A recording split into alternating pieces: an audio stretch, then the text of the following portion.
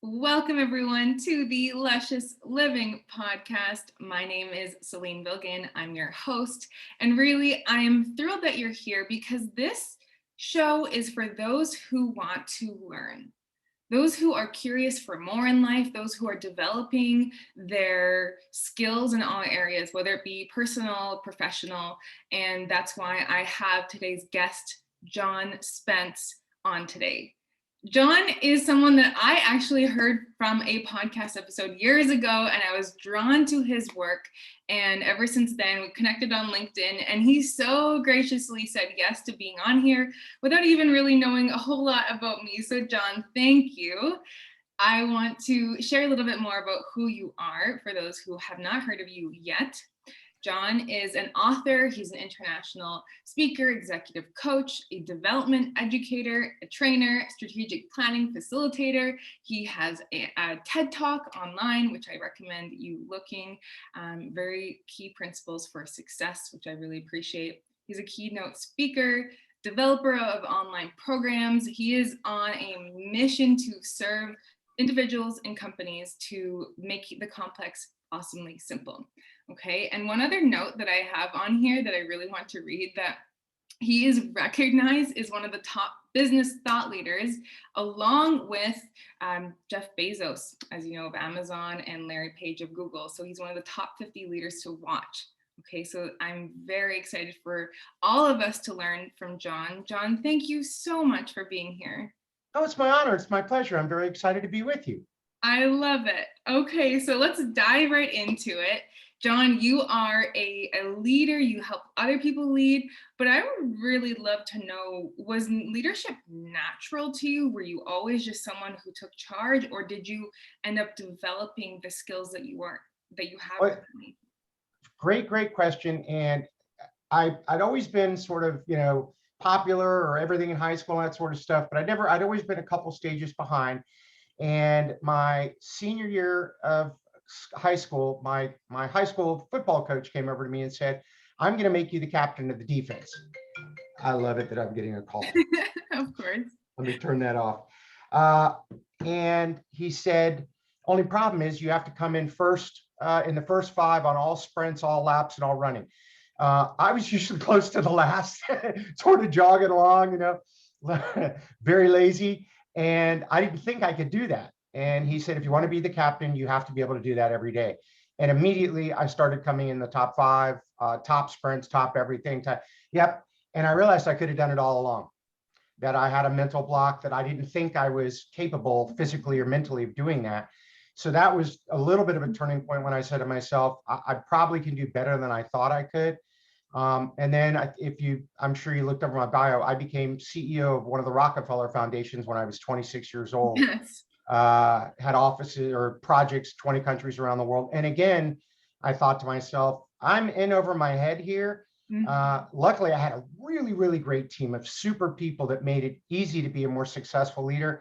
But that was one of the things that thrust me into, as I like to say, when you lay awake at night worried about the 400 kids you have to put through college, Yeah.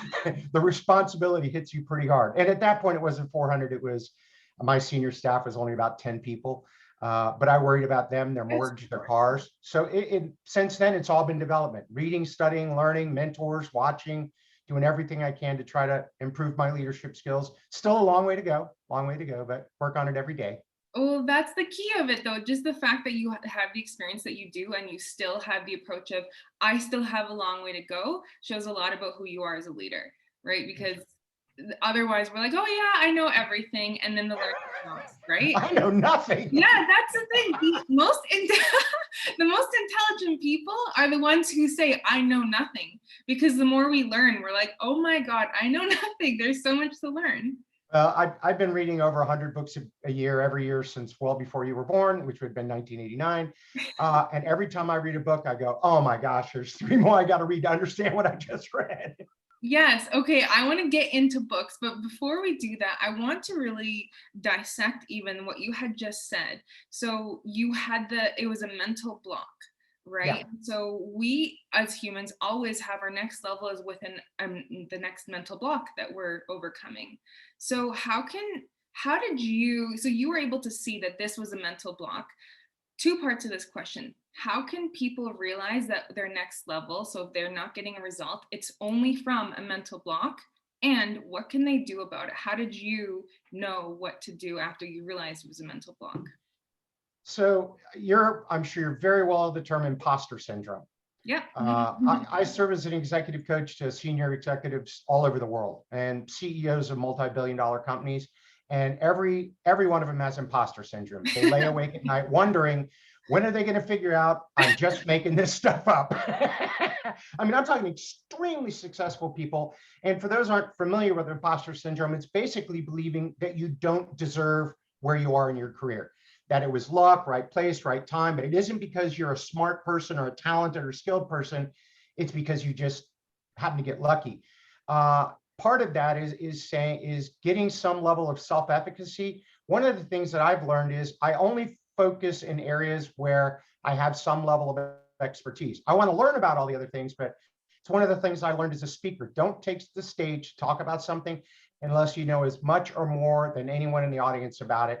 And that doesn't mean I have to be a world-class genius. I got to make sure I talk about things that I know about. Then the other thing for folks is to realize that everybody had a first day at work. Everybody had a first time they tried something and they failed. I mean, I remember somebody wrote once, if every time you failed, you gave up, you wouldn't be able to walk. So you just have to learn that it's part of the process of looking foolish sometimes. And the number one answer to that is ask for help. Ask everybody at site for help. How do I do this? Can you give me your ideas, advice?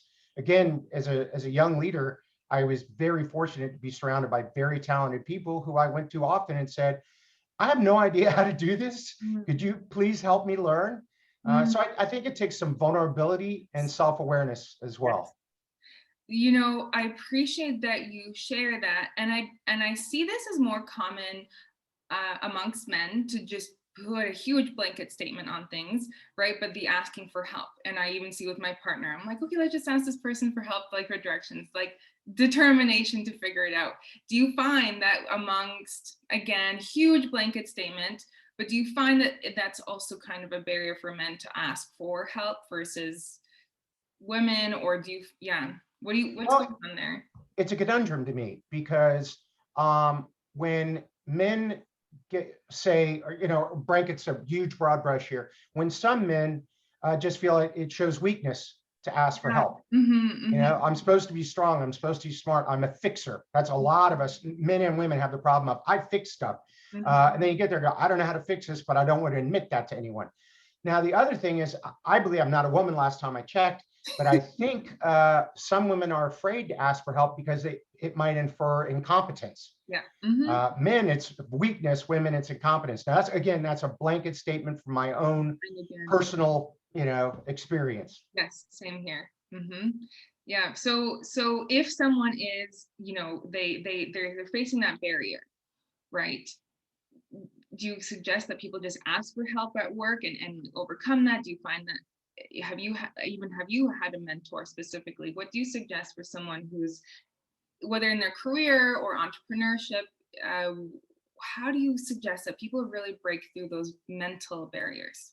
Well, the very first thing is to admit I don't have all the answers and I need help. And understanding that asking for help is not weakness, it's courage. Yes. It's the courage to be vulnerable. One of the things I do is I also look at people I admire a lot in the business world, and I watch them constantly asking questions. I rarely do I admire someone who thinks they have all the answers. So, and then the other thing, I think that there's a skill to asking the question. Instead of just saying, I need help, say, I've never had an opportunity to look at this before.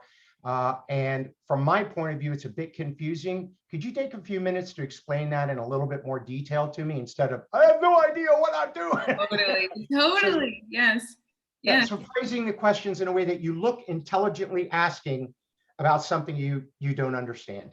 And once you get used to that, you get comfortable, you realize people really respect you for the intellectual rigor that you're bringing to a thing to say, hey, I need to understand this and I don't fully understand it. And you understand it better than I do.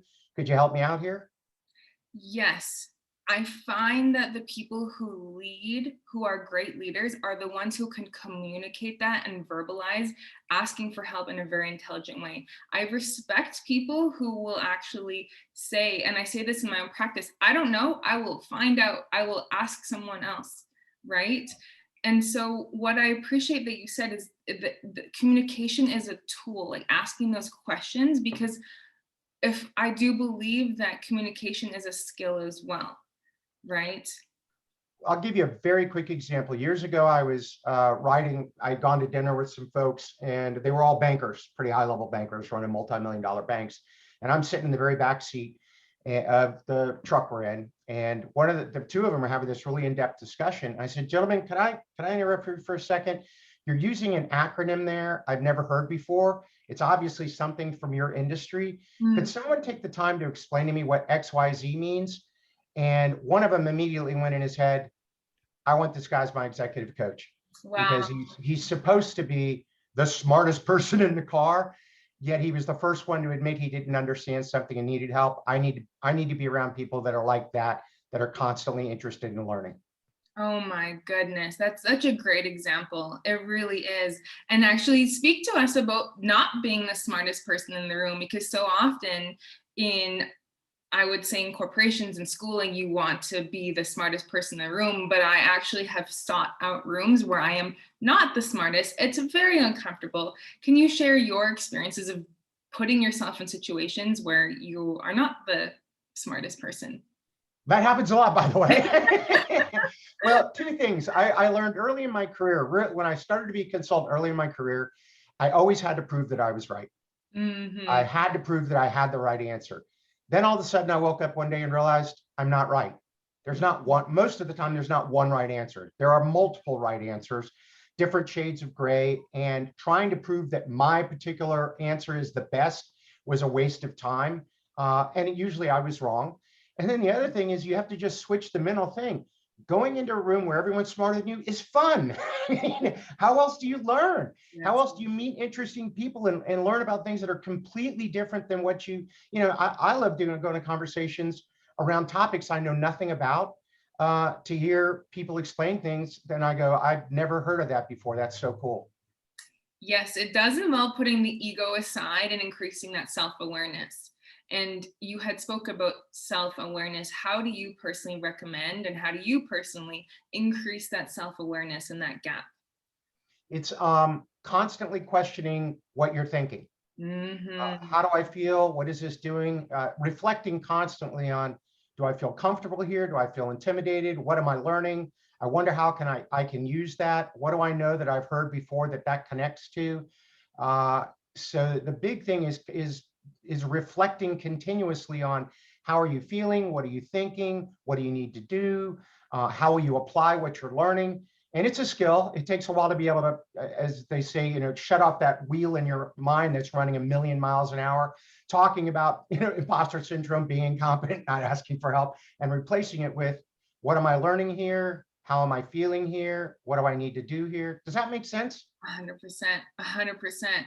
And it really is. I think that's one of the biggest things in any relationship, with our wellness, with our career, is that constant reflection to say, how am I going? How is her things doing? Right. And where is the gap between where I am and where I want to go? And so go ahead, please. Yeah. I was going to say, one of the biggest things that's the hardest with that, and maybe again, we'll do our broad brush. We have a giant brush today, is men expressing their emotions and feelings.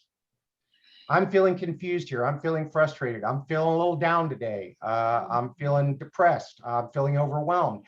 Um, when I meet people that are eloquent and brave in sharing not only what they're thinking, but what they're feeling, especially if it's not a particularly positive feeling, like I'm excited and enthusiastic. No, I'm overwhelmed and a little depressed. You look Mm-hmm. at it and say, that took a tremendous amount of courage. And now that I know that, I'm going to treat them in a different way because of the way they're feeling today. If they're a little down or depressed or anxious or overwhelmed, I'm gonna approach the conversation a completely different way than if they said, I'm totally pumped and excited. Okay, we have a different emotional state here. Let's deal with it appropriately. Beautiful point. Thank you for that. And what about leaders who are going through their own personal stuff? They're feeling shaky about, let's say, what's happened in the past year, right? And they're also leading people. How do you, as a leader, show up when you're feeling raw, for lack of a better word, but then you also have people who are looking up to you? Then you don't also want to show as much emotion, but you want to lead. Man, that's a hard question. And that's one of the hardest things there is to balance as a leader, because, and this is another phrase, when you're a leader, whether you lead 2 or 3 people or 2 or 300,000, that would be a big company, 300,000. You live under a microscope. People see everything you do, they hear everything you say, they watch you, and then they infer things from that. And so it's my belief that you've got a huge responsibility to set the emotional tone for the organization. And 90% of the time that you need to be there to keep people motivated and focused and excited and looking at opportunities and being brave. But I honestly believe that a portion of the time, if you are really overwhelmed or really confused or really fearful, everybody knows that the situation is bad. Being able to accept it and comment on it, or say the truth, or be vulnerable about your emotions, concerns, or fears is good. You just don't want to do that every day. Yeah. And I don't want a boss going, I'm overwhelmed again today. Totally. I have no idea how we're going to save this company. Totally. Yeah. So it's a tough balance. And I'm looking at 85-15 or 90-10 of, I won't say sucking it up, but saying I have a responsibility to act and behave in a certain way to set a tone for everyone else. Great question. Thank you. It's so true, right? Because as a leader, we create the vision. So I think it's important to acknowledge this is what's so, and here's what's next. Here's what we're doing about it. It's like the leader is the possibility creator in that way, right? Well put. Yeah. So what would you say for someone who wants to elevate, whether it's in a company, they want to elevate the culture, or within a family, they're leading the family and they want to change how things have been? A lot of the time we see the push dynamic instead of the pull. Yeah. What advice would you have for a leader who wants to elevate, but they haven't had success in the past because they've been almost pushing? Yeah. So I have 2 phrases for this. In your family life is I want to be the hero for my family. Am I being the hero right now or the villain? I want to be the hero of their story. So how do I act and behave in a way that if they were writing a story of our family, that I would be the hero? Now, it doesn't mean I have to save everything or I'm the only hero, but in this situation, am I acting like the person I want to be a hero in the story of this family? And if I'm not, I need to apologize and come and say, hey, I'm being a villain right now and I'm not doing what I need to do. And I'm not setting a good example. And I apologize. And I'm going to change my behavior. And I hope you'll accept my apology, which the number one thing to get an apology is change in behavior. And then from a leadership standpoint, my definition of leadership is to be a living example of what you hope your followers will one day become. So that just means you have to come in and try to be your best self every day. Won't every day, but you have to have a philosophy of the kind of person you want to be, what I call your ideal self or your ideal leadership model, and then work as hard as you can to live into that every day. It's not a push, it's a pull. It's, be the kind of person that your followers respect and admire, and set an example of the kind of life you hope they will live. You're not forcing it on them, you're just saying values-based, passionate, visionary, respectful, kind, in a word that's not used in business near enough, loving, and you will end up with respectful, kind, smart, loving employees. It's so true. I'm actually reading Mary Kay's book right now. It's around here, but she just talks about the principles in her company, and how it just makes me realize how you go into an environment and you naturally elevate to the frequency of what you're saying, of how that leader is acting, and behind closed doors especially, right? Because we can sense that incongruency. She was an amazing, amazing leader. And I think that the number one thing that she did, from what I understood and what I've studied of her, is she made other people feel important and realize that they could do great things. Again, we look at, and man, we're getting into the gender stuff today, but a lot of the women that joined Mary Kay were housewives or other stuff. This was a second job. They really hadn't brought in money, per se before. And, they weren't used to doing business. And she just came in and said, you can be great. You can be awesome. You are awesome. You have amazing potential. I believe in you. And then she had all those wonderful women around her with the pink Cadillacs and everything that were examples of people that came in. And I mean, it's a great thing to look at somebody who was just like you. And then all of a sudden now they're this top producer, they're selling, they've got the beautiful car, they're going on the trips. And she treated women, everyone, but especially the people who work for, with tremendous dignity and respect, and had believed that every single one of them could be extremely successful, which is a great thing to get from a leader. Oh, people flock towards that energy, right? And I think that this is something so important that you speak about, is that appreciation and gratitude for the employees. And it's not just the pay. This is one of the most beautiful things that you share that I have experienced myself in the past, right? It's not about the pay. Like that's, people will switch because of the company culture, right? Oh yeah, 88% of people that quit their job don't quit the job, don't quit the money, don't quit the pay, don't quit the hours. They quit their immediate boss or the culture of the organization. I can't stand working here anymore. So I just read another one. People join a company because of the vision and the opportunities, and they leave because of poor leadership. Yep. I'm sure many listening, and I know myself in the past, have experienced that. Absolutely. And it is literally that will make us switch, even if the pay is great. So that being said, how do you personally develop your leadership plan? Do you have a strategy for your leadership?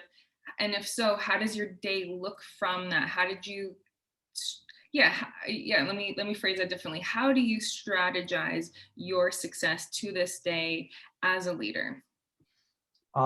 It's evolved quite a bit, and there was a stance that it took me a while to understand that it wasn't about me. It was always about the people. That they are the ones that are most important. I can't get anything done without a great team. And then I mentioned it earlier, the word love. Doesn't mean we're best friends. Doesn't mean you get to come to my house every night for dinner. But at the heart is I have to love the people I work with and treat them with dignity and respect and help them and support them. So there's two things that go on my leadership philosophy.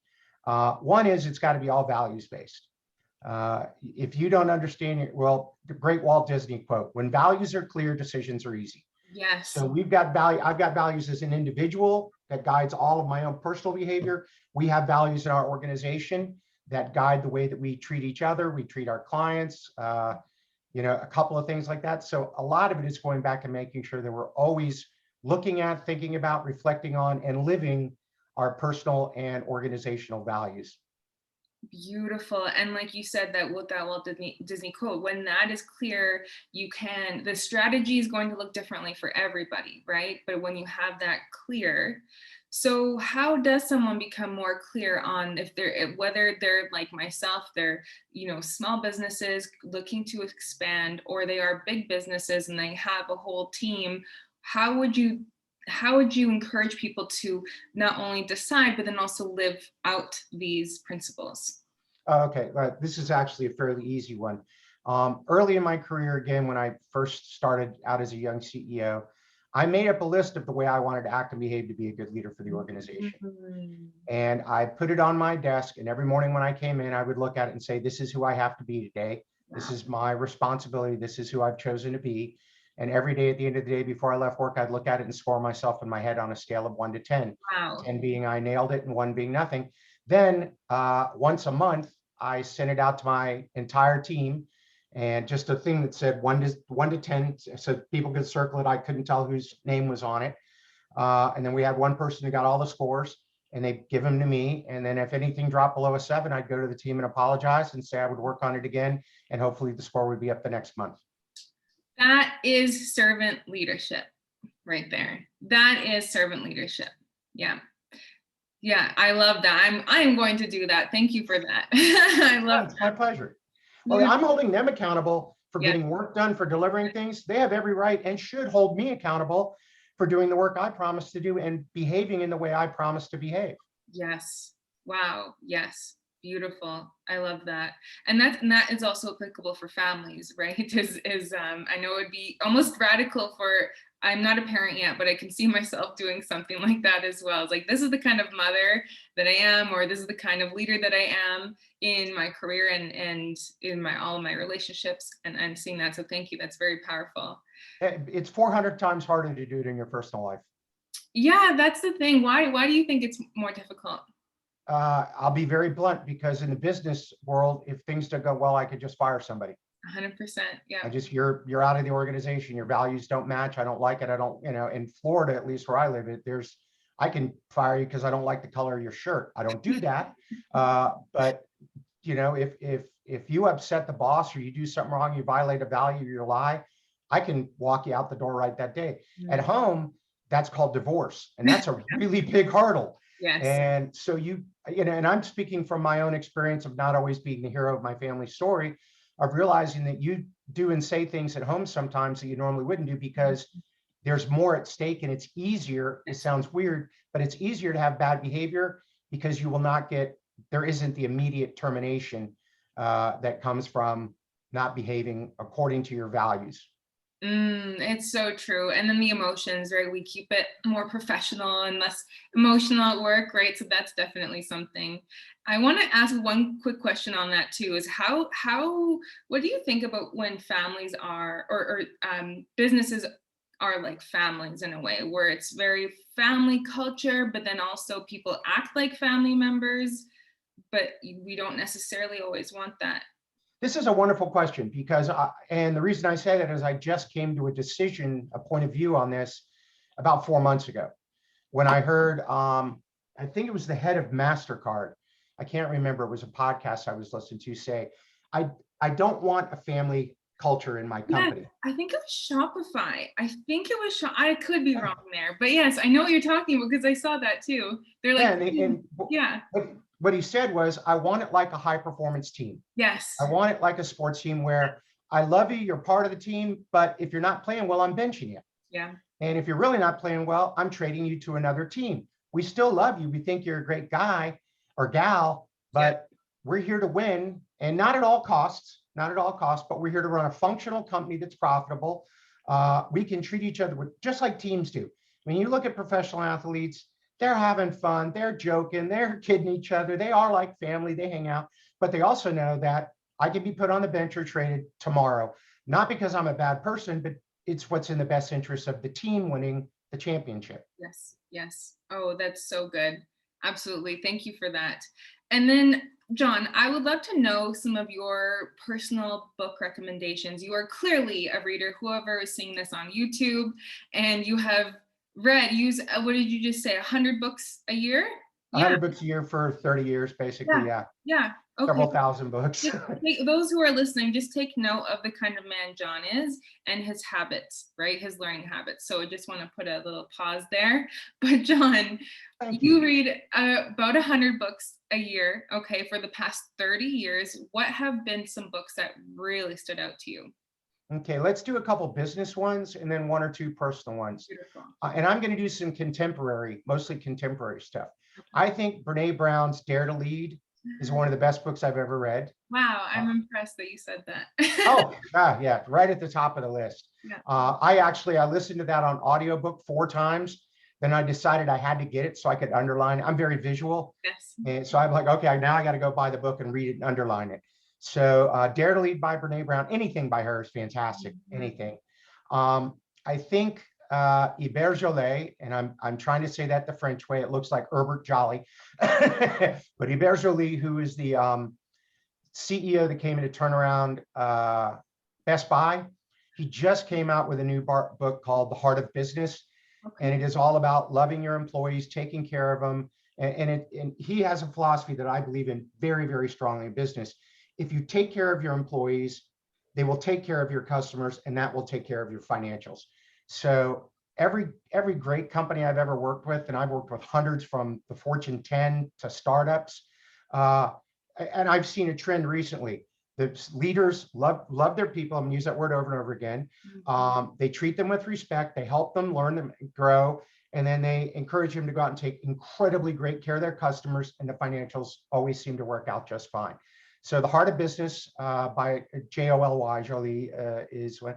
I have an interesting one I'm going to recommend. Please. From a good friend of mine that I'm writing a book with now, but that's not why I'm plugging it. Dr. Oleg Konovalov out of Russia. And he wrote a book called Leaderology. Okay. And I've read a lot of books on leadership, and this is not an easy book. But from a business standpoint, a lot of us look up to Peter Drucker as the father of modern management.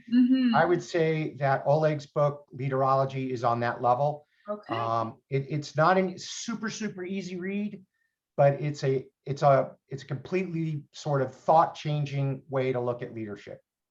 Beautiful. I Okay. give you 10. Oh, now, so those are business. Let's do a couple personal. The Prophet by Kahlil Gibran. Yes. Gibran. Yes. When I met my wife, the very first book I gave her, because I'm kind of a freak that gives people books, I signed it in there to it, said, "I'm really enjoying spending time with you. I hope we're friends for a long time." Oh, and it still sits on her bedside 20 years later. I probably read that book 100 times. It's Sufi poetry, so it's stunning. Yes. Another one is A Strategy for Daily Living by Ari Kiev, Okay. who was a psychologist, and one of his patients said, "This is really hard. Could you just sort of give me a checklist of what I need to do to be happy and stable?" And this is Ari's sort of checklist. And then I'll add one last one, is The Art of Achievement by Tom Morse. Okay. A philosophy professor at Notre Dame, now a professional speaker and professional philosopher. He's my only person I know that's a friend that's a professional philosopher. But anything that Tom writes is great. He's written 31 books, but Art of Achievement is my favorite one out of all of his books. There was 6 good ones real quick. Yeah, I love it. Thank you. And your books, what would you recommend that people start with out of your books as well? I thank you. If they're going to read one book, it's awesomely simple. It's the main book I wrote. That's me condensing down 20-something years of running around in businesses to very simple, straightforward things that apply to any company. I mean, one of the things I've learned after all this is all companies have the same problems. The difference between a startup and Microsoft is just the number of zeros behind the problem. But it's always communication, leadership, accountability, customer focus. So if you're starting a company or you're running a billion-dollar company, it's still the same fundamental 5 or 6 things you have to do well. And that's what my book Awesomely Simple focuses on. Thank you for asking about that. That was kind. Of course, of course.